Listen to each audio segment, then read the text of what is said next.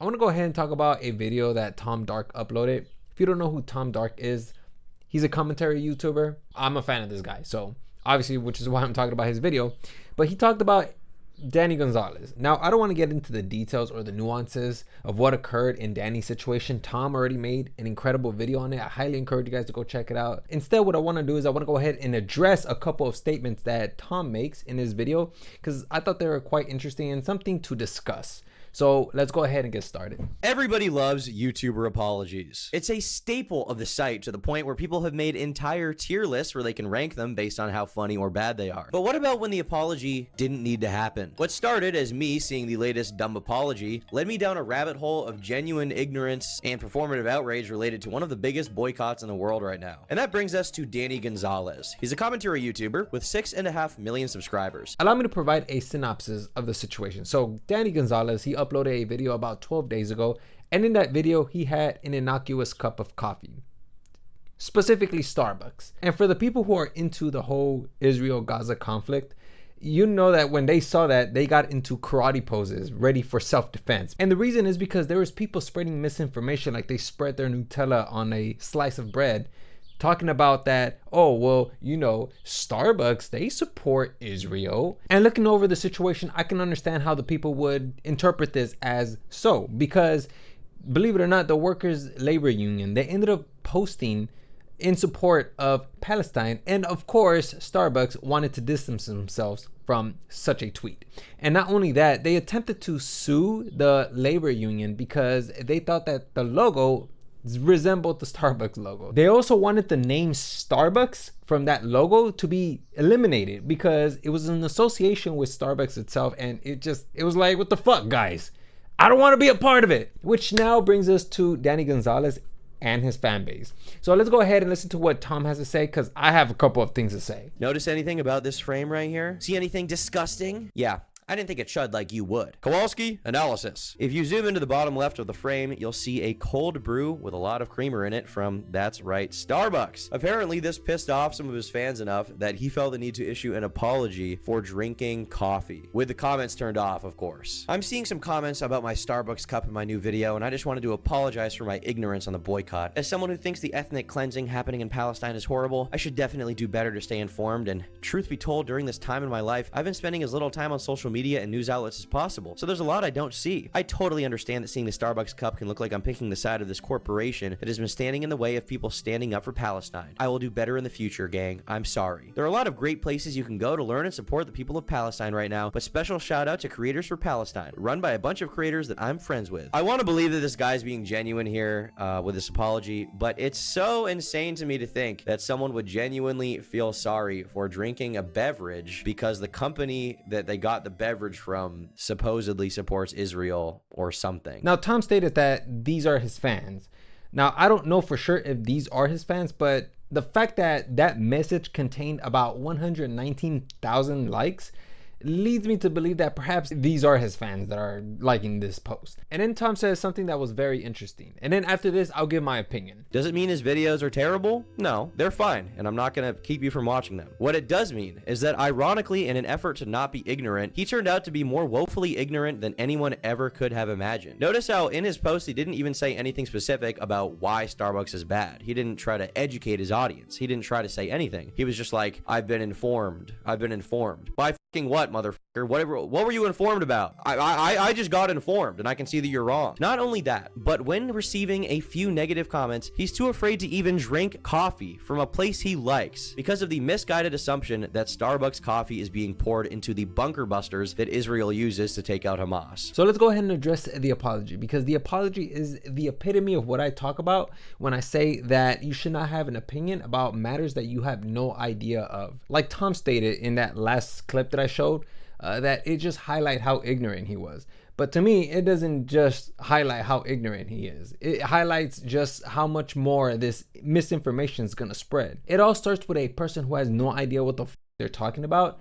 They bring and rally up a couple of people to cancel that content creator who is now under the pressure to respond, and gives a bullshit response because everybody's expecting him or her to give a response, which then leads to an apology that is a disaster of a masterpiece that is heavily watered down, it is not properly researched, and then that message, that apology is spread out to his entire fan base. And I'm pretty sure that the majority of his fan base didn't even care about this stuff, but now has been exposed to it. But the ideas in that apology are probably not true. Like here in the apology, he mentions that I just want to apologize for my ignorance on the boycott. And in combination with this sentence, as someone who thinks the ethnic cleansing happening in Palestine is horrible, I should definitely do better to stay informed. When he apologizes for his ignorance on the boycott, he almost makes it sound like the boycott has a purpose. If you do a bit of research, you can see that the boycott has no substance to it. And then he talks about how ethnic cleansing in Palestine is horrible.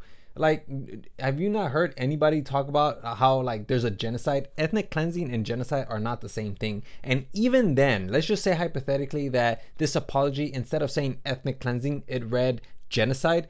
There's still a lot of people out there that suggest that this is not a genocide. Our president just came out not too long ago talking about that this is not a genocide. While there's other people that accuse Israel of it being a genocide, there's still people that challenge that notion. And to address Tom's other point about how, he didn't even try to educate his audience, listen, man, I don't think that would have been a good idea anyways, because Danny isn't someone who is well versed in Arab and Israeli conflicts. I think that it's best just to remain neutral because you don't want to be at risk of spreading misinformation. Kind of like what Danny just did right now in that apology. But to further elaborate on Tom's point about Danny not attempting to educate his audience and being scared, even if he would have remained neutral, I think it would have been a loss for him anyways, because that's what KSI did. He ended up taking a neutral stance and he still almost got canceled for it. Slightly controversial question. Oh, God. What do you think about the Palestine-Israel situation at the moment? I honestly have no idea what's going on. that is it. I have no idea what's going on. I'm not getting involved. It's way above me. Get out, please. And as you can imagine, a lot of the reactionaries were showing off just how stupid they were by commenting down below, talking about, oh, he's such a fake person.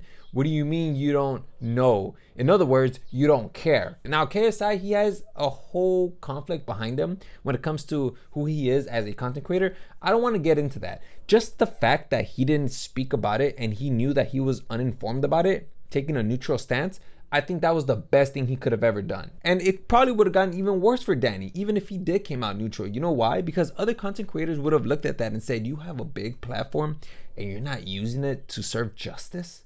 My God. Like in this instance with KSI, Sneeko was one of the voices that was spreading the idea that KSI did not care because he didn't speak up. And you can tell that this tweet was made by somebody who has an IQ with a numerator and a denominator. Let's go ahead and read the tweet.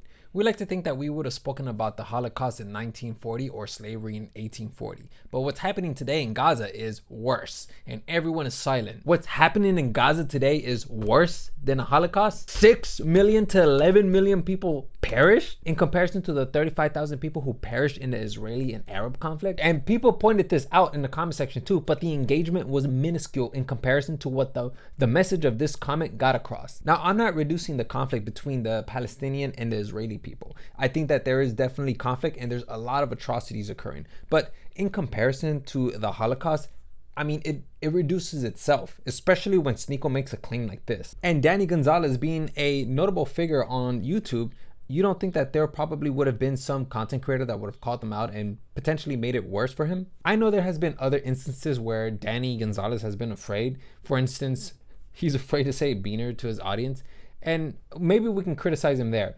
But I think that his fear in this case, however, I think that it's potentially legitimate. I think that this should serve as a lesson for anybody who has a cause that wants to persuade people to support it. If you really want people to support your cause, I think it's absolutely crucial that you approach the matter with good intentions, because oftentimes when you use coercion, such as in this case, you have people like Danny Gonzalez create an apology comment or letter that is riddled with misinformation and could potentially deviate anybody who wants to support a good cause off of the trail. I'll provide myself as an example. I'm sure that there's people out there who share a mutual perspective such as mine. Time and time again, I've seen content creators and protesters spread misinformation. For instance, Starbucks is one of those issues. McDonald's, apparently, we have content creators such as Hassan that misreport certain stories. You know, you accuse me of you're being putting- a stenographer. you're putting I words try in and my be mouth. fair and get to the truth. In your case, I don't think you try to do that.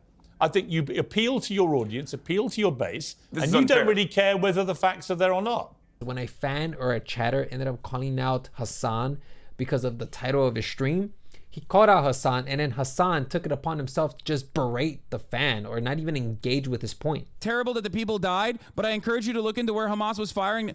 You piece of you garbage, monstrous scumbag. You garbage, monstrous scumbag. You said IDF didn't bomb the hospital, and then you said it did. But Hamas was firing rockets from it in the same 2-minute time frame. Or when protesters are building encampments, defacing buildings at a university, or even harassing students. Members of the encampment obstructed access to the campus, defaced and stole university property, harassed fellow students, and continue to interfere with campus operation. It was time to act. Our priority is and always remain securing the safety of our community. And they say they will share more information with the media later on today. How are you supposed to get your point across if you're protesting in that kind of manner? But my biggest issue is that there's content creators and protesters that demand that content creators or regular people who are uninformed about the situation, or in this case, misinformed, to have an opinion about the cause. Why? They know nothing about it. If anything, they're going to spread more misinformation. And the fact that you guys are coercing them to have these opinions by attempting to cancel them online or even demand that their brand be boycotted, it doesn't make me want to join the cause, because to me, I'm like, you guys don't care if you guys are right or wrong. You just want them to support your cause because you believe that what's going on in the conflicts is an injustice. So when people ask me, do I have an opinion on the whole Palestine-Israeli conflict? I simply just reply the truth. I'm uninformed and therefore I'm neutral. And if they ask me why, I simply just reply with, well, that's because I have too many things that I have to take care of in my life. And it's true. There's so many people that don't have an opinion because they have so many things that they have to do in their life. I mean, we have domestic problems as well that we have to take care of, you know, and unfortunately, it affects all of us domestically. I think that Danny, when he came out with that apology, it was pretty bad. But even if he did come out with a truthful statement, it probably would have just been just as bad for him anyways, or even worse. And I want to go ahead and leave a message before I end the video. If you have no idea what's going on in the Palestinian-Israeli war, or you just don't have any interest, that's fine. Don't let these content creators or protesters make you feel guilty for not having an opinion on this. You live your life. You have your own problems that you have to solve. Because if you don't solve your own problems, then you'll end up in a much more detrimental position where it could develop complications to your issue, and then it would be much more difficult to solve. You solve your own issues, it's fine. There are other people out there, scholars, people who actually do know about the conflict that are supporting it in the best way they can. You don't have to worry about that. There's people out there already. You worry about yourself and you do what you have to do. But nonetheless, I'm gonna go ahead and leave it there. You guys let me know what you guys think in the comment section down below. Am I just spitting a bunch of facts? Or is it just a bunch of just gibberish that makes no sense? You let me know in the comment section down below. So with that being said, I'm going to go ahead and leave it here. I appreciate you guys listening. That's all I have for you guys. And yeah, hopefully you guys learned something today.